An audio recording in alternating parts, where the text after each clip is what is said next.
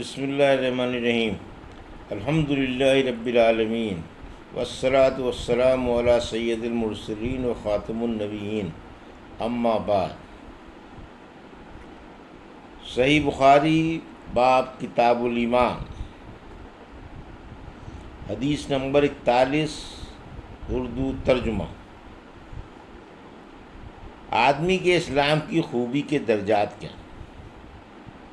امام مالک رحمۃ اللہ علیہ کہتے ہیں، مجھے زید بن اسلم نے خبر دی، انہیں عطا بن یسار نے، ان کو ابو سعید خدری رضی اللہ عنہ نے بتایا کہ انہوں نے رسول اللہ صلی اللہ علیہ وسلم کو یہ ارشاد فرماتے ہوئے سنا کہ جب ایک بندہ مسلمان ہو جائے اور اس کا اسلام عمدہ ہو، یقین و خلوص کے ساتھ ہو، تو اللہ اس کے گناہ کو جو اس نے اس اسلام لانے سے پہلے کیا معاف فرما دیتا ہے، اور اب اس کے بعد کے لیے بدلہ شروع ہو جاتا ہے، یعنی ایک نیکی کے عوض 10 گنا سے لے کر 700 گنا تک ثواب، اور ایک برائی کا اسی برائی کے مطابق بدلہ دیا جاتا ہے، مگر یہ کہ اللہ تعالیٰ اس برائی سے بھی درگزر کرے اور اسے بھی معاف فرما دے، یہ بھی اس کے لیے آسان ہے۔ حدیث نمبر 42۔ ہم سے اسحاق بن منصور نے بیان کیا، ان سے عبد الرزاق نے، انہیں معمر نے حمام سے خبر دی، وہ حضرت ابو ہریرہ رضی اللہ عنہ سے نقل کرتے ہیں کہ رسول اللہ صلی اللہ علیہ وسلم نے فرمایا کہ تم میں سے کوئی شخص جب اپنے اسلام کو عمدہ بنا لے، یعنی نفاق اور ریا سے پاک کر لے، تو ہر نیک کام جو وہ کرتا ہے اس کے عوض 10 سے لے کر 700 گنا تک نیکیاں لکھی جاتی ہیں، اور ہر برا کام جو کرتا ہے تو وہ اتنا ہی لکھا جاتا ہے جتنا کہ اس نے کیا ہے۔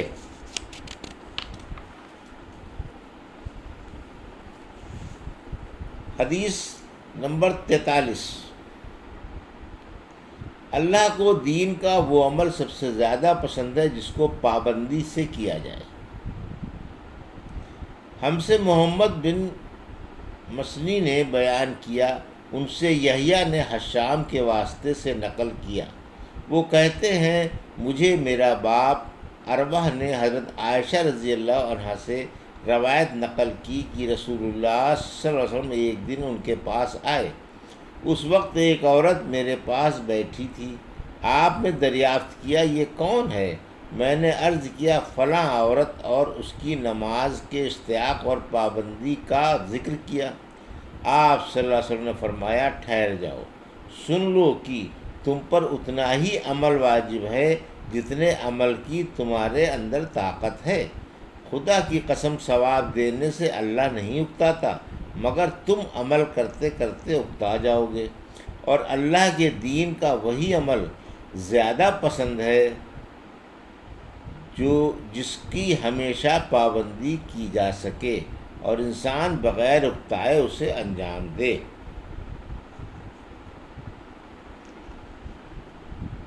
حدیث نمبر 44۔ ایمان کی کمی اور زیادتی کے بیان، اور اللہ تعالیٰ کے اس قول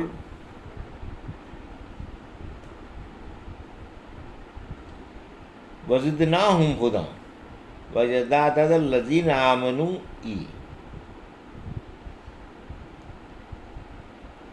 اور ہم نے انہیں ہدایت میں زیادتی دی، اور دوسری آیت کی تفسیر میں کہ اور اہل ایمان کا ایمان زیادہ ہو جائے، پھر یہ بھی فرمایا آج کے دن میں نے تمہارا دین مکمل کر دیا، الیوم اکملت لکم دینکم، کیونکہ جب کمال میں سے کچھ باقی رہ جائے تو اسی کو کمی کہتے ہیں۔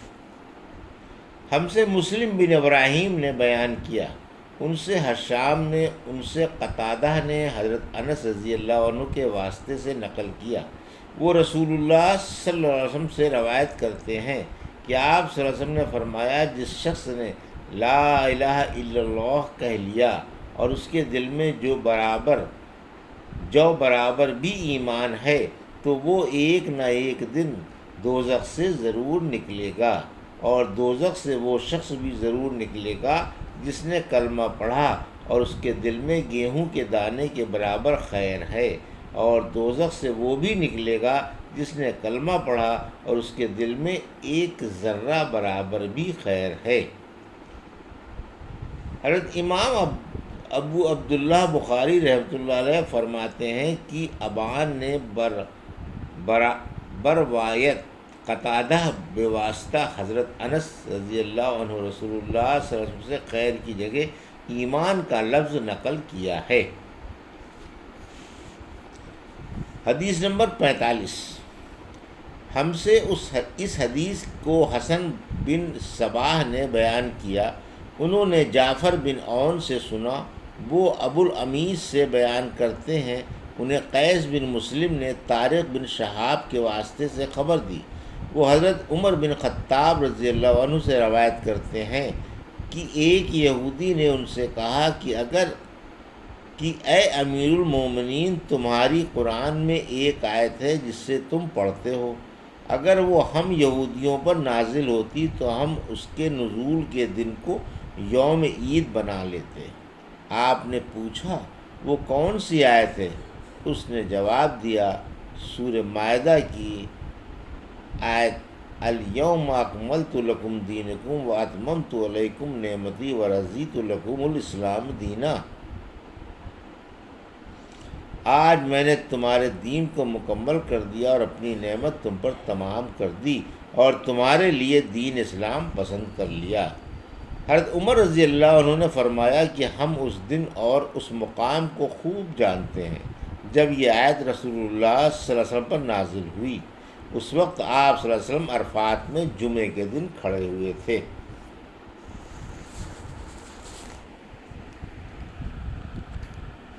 حدیث نمبر 46۔ زکوٰۃ دینا اسلام میں داخل ہے۔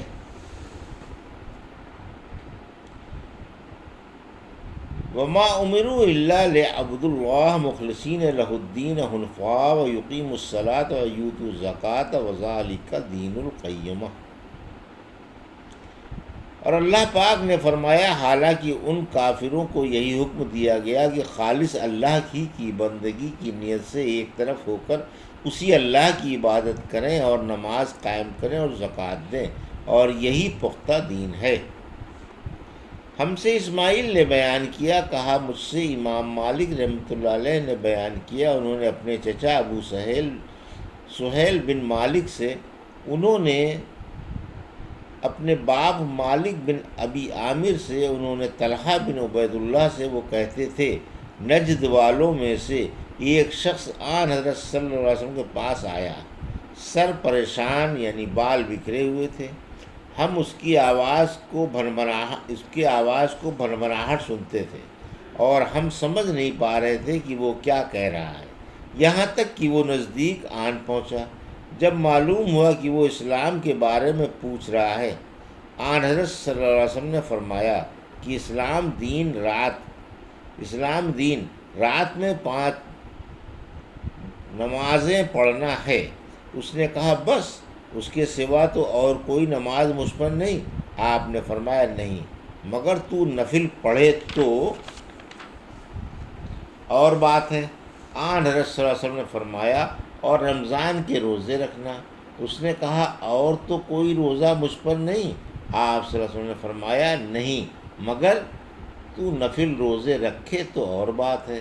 طلحہ نے کہا اور آن حضرت صلی اللہ علیہ وسلم نے اس سے زکوٰۃ کا بیان کیا، وہ کہنے لگا کہ بس اور کوئی صدقہ مجھ پر نہیں؟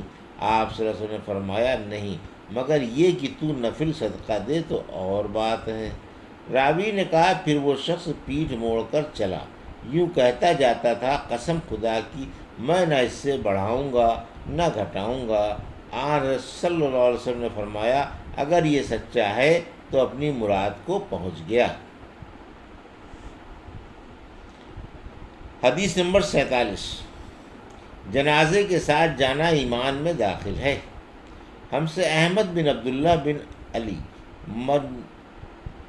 منجوفی نے بیان کیا، کہا ہم سے روح نے بیان کیا، کہا ہم سے عوف نے بیان کیا، انہوں نے حسن بصری اور محمد بن سیرین سے، انہوں نے ابو ہریرہ رضی اللہ عنہ سے کہ آن حضرت صلی اللہ علیہ وسلم نے فرمایا، جو کوئی ایمان رکھ کر اور ثواب کی نیت سے کسی مسلمان کے جنازے کے ساتھ جائے اور نماز اور دفن سے فراغت ہونے تک اس کے ساتھ رہے تو وہ 2 قیرات ثواب لے کر لوٹے گا۔ روح کے ساتھ اس حدیث کو عثمان موزن نے بھی روایت کیا ہے۔ کہا ہم سے اوف نے بیان کیا، انہوں نے محمد بن سیرین سے سنا، انہوں نے ابو ہریرہ رضی اللہ عنہ سے، انہوں نے آن حضرت صلی اللہ علیہ وسلم سے اگلی روایت کی طرح۔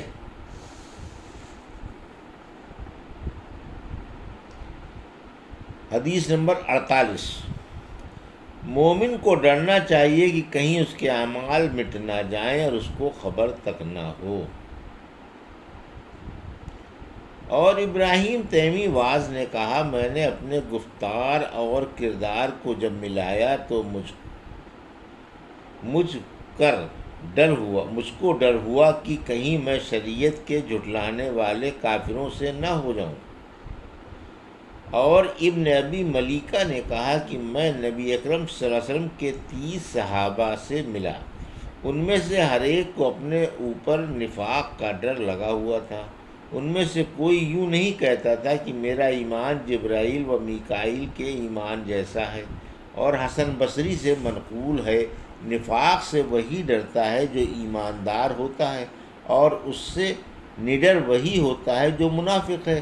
اس باب میں آپس کی لڑائی اور گناہوں پر اڑے رہنے اور توبہ نہ کرنے سے بھی ڈرایا گیا ہے، کیونکہ اللہ پاک نے سورہ آل عمران میں فرمایا، وَلَمْ يُصِرُّوا عَلَىٰ مَا فَعَلُوا وَهُمْ يَعْلَمُونَ، اور اپنے بڑے کاموں پر جان بوجھ کر وہ اڑا نہیں کرتے۔ حدیث نمبر 48۔ ہم سے محمد بن ارعرہ نے بیان کیا، وہ کہتے ہیں کہ ہم سے شعبہ نے بیان کیا، انہوں نے زبید بن حارث سے کہا، میں نے ابو وائل سے مرجیہ کے بارے میں پوچھا، وہ کہتے ہیں گناہ سے آدمی فاسق نہیں ہوتا۔ انہوں نے کہا کہ مجھ سے عبداللہ بن مسعود رضی اللہ عنہ نے بیان کیا کہ آن حضرت صلی اللہ علیہ وسلم نے فرمایا کہ مسلمان کو گالی دینے سے آدمی فاسق ہو جاتا ہے اور مسلمان سے لڑنا کفر ہے۔ حدیث نمبر 49۔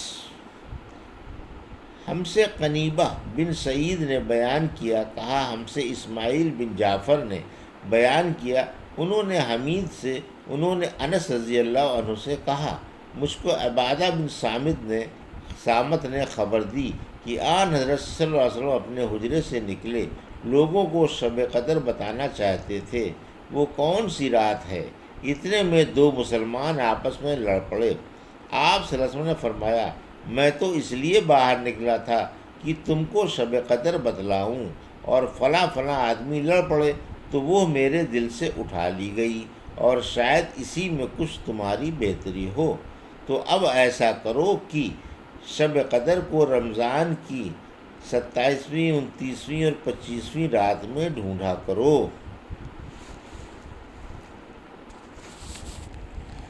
یہ تھی صحیح بخاری کی جلد نمبر 1 کی باب کتاب الایمان کی حدیث نمبر 41 سے 49 کا اردو ترجمہ جو ابھی آپ نے سماعت فرمایا۔ اللہ سے دعا ہے کہ اللہ ہم کو اس کو صحیح سمجھنے کی اور سمجھ کر اس پر عمل کرنے کی توفیق عطا فرمائے، آمین۔